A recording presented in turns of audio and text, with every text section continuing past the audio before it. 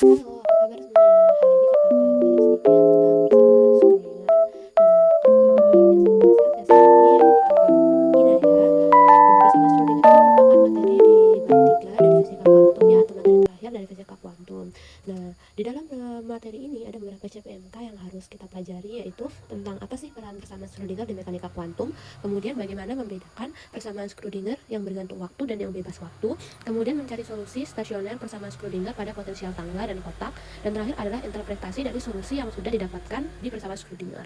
Nah, perlu teman-teman ketahui ya bahwasannya kalau ditanya apa arti fisis dari persamaan Schrödinger gitu ya, atau apa sih gunanya dia dalam fisik ini, dalam mekanika kuantum ini. Nah, mungkin teman-teman sudah tidak asing lagi ya dengan persamaan gelombang yang bunyinya adalah Y sama dengan A sin omega T min Kx ataupun omega T plus Kx. Pasti teman-teman sudah tidak asing lagi itu. Nah, perlu teman-teman ketahui bahwa persamaan gelombang yang seperti ini itu hanya bisa merepresentasikan sifat daripada gelombangnya. Sedangkan kita kan kemarin sudah belajar ya bahwa cahaya itu adalah gelombang dan partikel. Maka kita butuh satu persamaan yang bisa merepresentasikan sifat gelombang dan sifat partikelnya sekaligus. Maka dari itu kita menggunakan persamaan Schrödinger untuk merepresentasikan gelombang tersebut gitu.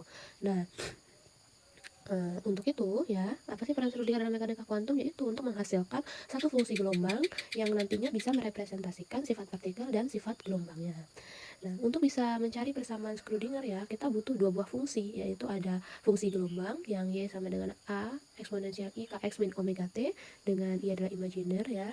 Kemudian kita butuh lagi persamaan energi di mana E sama dengan P kuadrat per 2M ditambah V. Nah, dari mana sih P kuadrat per 2M itu? Mungkin teman-teman ada yang belum paham gitu ya, dari mana P kuadrat per 2M. Mungkin ini kan kalau energi itu sejatinya ya energi kinetik ditambah dengan energi potensial. Cuman kalau kita di sini kan energi kinetik itu kan sama dengan setengah mv kuadrat gitu. Nah, sedangkan mv itu adalah P, sehingga kalau saya mau bikin m kuadrat P kuadrat kan jadinya adalah P kuadrat gitu. Cuman karena ini adalah setengah m V kuadrat, jadi M nya itu nggak harus kuadrat, makanya P kuadratnya saya bagi lagi dengan 2M, sehingga hasilnya nanti akan sama dengan ini. Nah, jadi energi kinetiknya bisa diganti dengan P kuadrat per 2M, sedangkan energi potensialnya saya lambangkan dengan V saja, seperti itu ya. Nah, kalau fungsi gelombang, ini fungsi gelombang secara umum aja ya, fungsi gelombang psi ya secara umum, di mana A eksponensial I Kx min omega T gitu. Jadi ini potensial secara umumnya saja. Nah, sekarang ya, apa sih yang didapatkan dari dua hal ini? Nah, tadi kan persamaan ini ya, persamaan gelombang yang psi sama dengan A eksponensial I Kx min omega T atau omega T min Kx gitu ya. Yang enak yang mana nih? Biasanya Kx min omega T ya. Biar jadinya nanti minus. Oke deh, itu kita ngikutin yang di atas tadi ya. Udah bener apa belum? Oh, bener. Ternyata bener.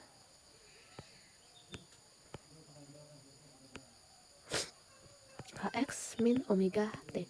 Oke, jadi kita punya dua variabel kan, kita punya variabel X dan kita punya variabel T. Jadi sebenarnya simpelnya gini, kalau misalnya psi itu nanti diturunkan terhadap X, maka akan menghasilkan persamaan gelombang yang pertama itu, atau persamaan gelombang yang tergantung posisi.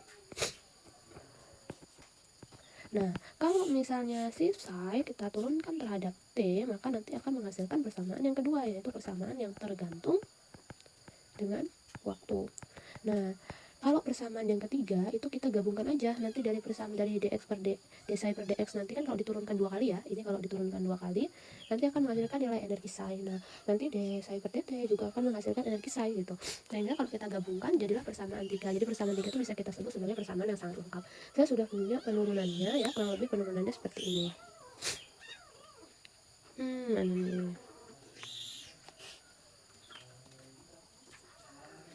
Ini potensial kotak, kita cari bentar ya untuk penurunannya.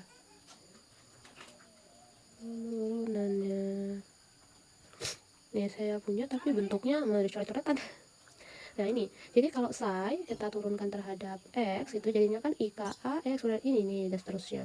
Kemudian kalau kita turunkan dua kali kan jadinya minus K dan seterusnya gitu ya. Nah di sini ya kita kan punya dapat persamaan seperti ini nih. Nah, kalau kita dapat persamaan seperti ini, kita ingat lagi sama efek fotolistrik ya, kita ingat lagi.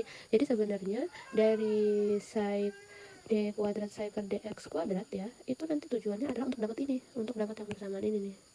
Dan saya ini kan aja deh, saya kasih list gitu ya.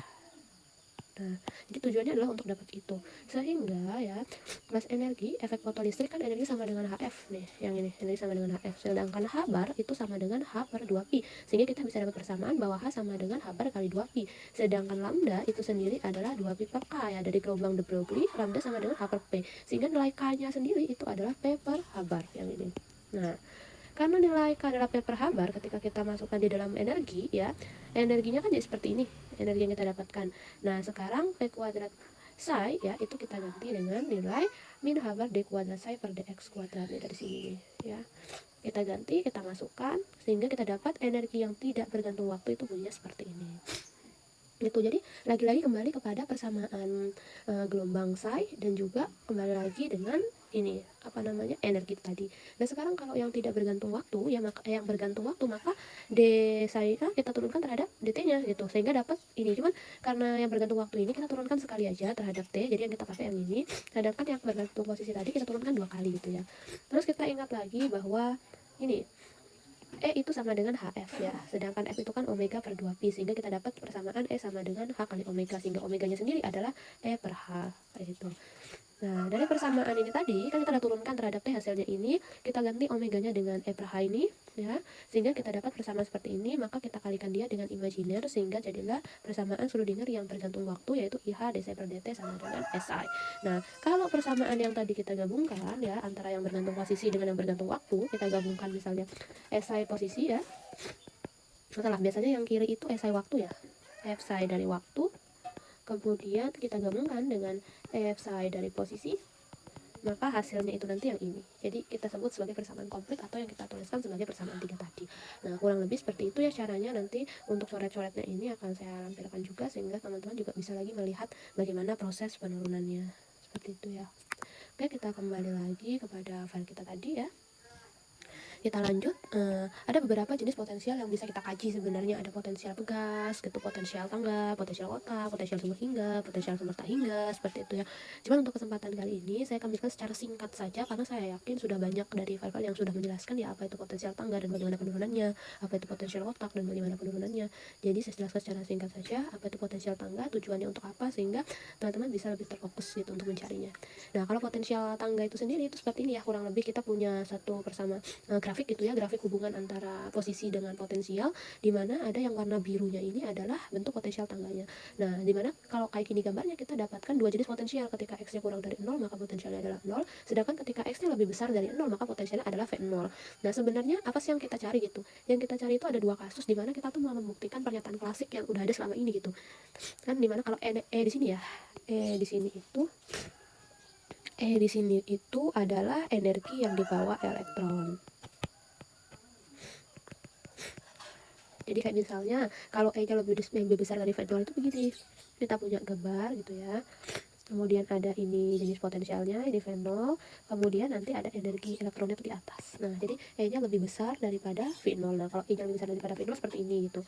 Cuman kalau misalnya satunya lagi yang lebih kecil, kita punya grafik energi, kemudian kita punya potensial ya di sini V0, sedangkan nanti energinya lewatnya di bawahnya. Nah, jadi kalau yang seperti ini maka jadinya energinya lebih kecil dari V0. Seperti itu.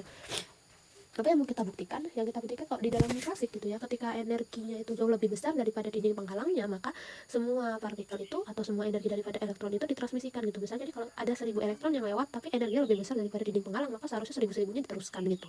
Nah, di dalam dunia mekanika kuantum apakah sama seperti itu? Nah, itu yang akan kita buktikan. Jadi secara tidak langsung kita akan membuktikan namanya koefisien transmisi. Apakah transmisinya sama dengan 1 gitu?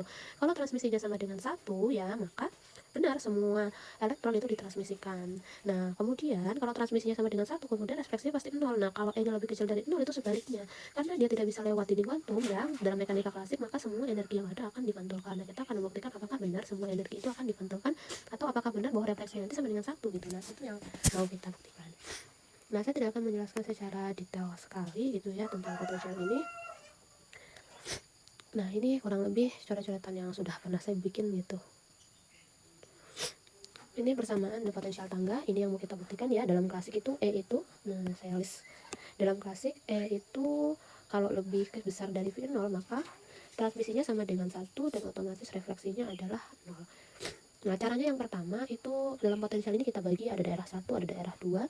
Di dalam daerah 1 maka V-nya sama dengan 0, sehingga kalau dari persamaan Schrödinger kita pakai yang tidak bergantung terhadap waktu, sehingga kita dapatkan nilainya nanti adalah seperti ini ya, dengan bagian depan ini adalah kita sebut sebagai K1 gitu. Sehingga kalau K1 kuadrat kan otomatis jadinya adalah 2ME per Haber. Jadi ini adalah persamaan yang kita dapat. Nah, kalau kita dapat persamaan seperti ini sudah pasti solusinya adalah begini itu. Jadi urutannya adalah kita punya bagi daerahnya, kita pakai persamaan Schrödinger tidak bergantung terhadap waktu, kita dapatkan persamaan ini, maka kita hasilkan solusi umum ini dengan nilai K1 yang sekian. Seperti itu ya. Kemudian untuk daerah 2 kita juga gunakan hal yang sama, cuman bedanya V-nya bukan 0 gitu ya, V-nya adalah V0, sehingga kita dapatkan seperti ini. Nah, ini tidak masalah, kenapa? Karena V0-nya jauh lebih besar gitu ya. V0-nya jauh lebih besar daripada nilai E-nya, sehingga ketika dikurangkan ini, dia tidak akan, tidak akan negatif gitu, jadi nggak apa-apa. Nah, kalau dapat persamaan seperti ini, nanti hasilnya kan seperti ini juga, dengan nilai K yang sedikit berbeda ya, sama K1 tadi, sehingga solusi umumnya akan sama, cuman karena A sama B sudah kita pakai C sama D. Nah, C ini adalah gelombang transmisi, sedangkan D adalah gelombang pantulnya lagi. Cuman kan gini, di bagian sisi kanan itu kan tidak ada tembok ya, nggak ada tembok, sehingga tidak ada yang memungkinkan gelombang itu untuk memantul, sehingga yang D nya bisa kita sama dengan, kita asumsikan dia nanti sama dengan 0, sehingga psi 2 nya nanti yang kita pakai hanya yang C.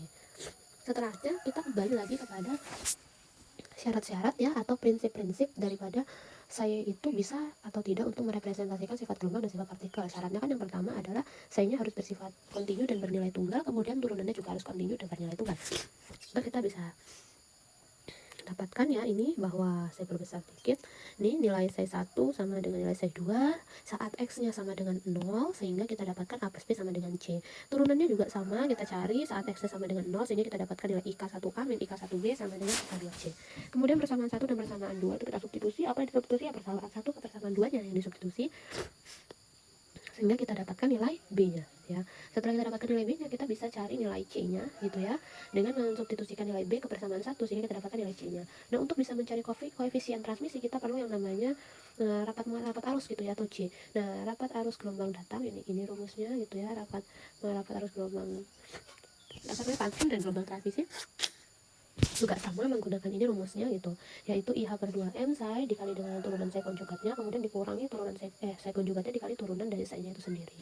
Kalau untuk psi konjugat saya tidak perlu jelaskan lagi gitu ya. Sehingga kalau gelombang datang ya kita pakai yang ini, A eksponensial IK1X, gelombang refleksi B eksponensial min IK1X, dan gelombang transmisi C eksponensial IK2X. Sehingga CD-nya kita dapat seperti ini, CR-nya kita dapat yang seperti ini ya, ini CD-nya, kemudian ini CR-nya gitu ya. Kemudian kalau kita mau cari lagi, nanti kita bisa dapatkan nilai CT-nya adalah ini. Kalau teman-teman mau cari transmisi ya, CT per CD ini ya, kita masukkan saja, kita masukkan K1, K2 dan seterusnya sampai kita dapat nilai seperti ini. Kemudian J refleksinya juga sama, kita cari sehingga kita dapatkan nilai seperti ini. Nah, dari ini bisa kita lihat ternyata P-nya tidak sama dengan 1, dan ternyata R-nya ada nilainya karena K1, K2 kan punya nilai gitu ya. Sehingga kesimpulannya adalah R itu tidak sama dengan 0, maka T tidak sama dengan 1, sehingga asumsi klasik untuk E lebih besar dari V0 gitu ya. Ini V0, untuk E lebih besar dari V0 itu tidak berlaku. Jadi asumsi klasik untuk E lebih besar dari V0 itu tidak berlaku.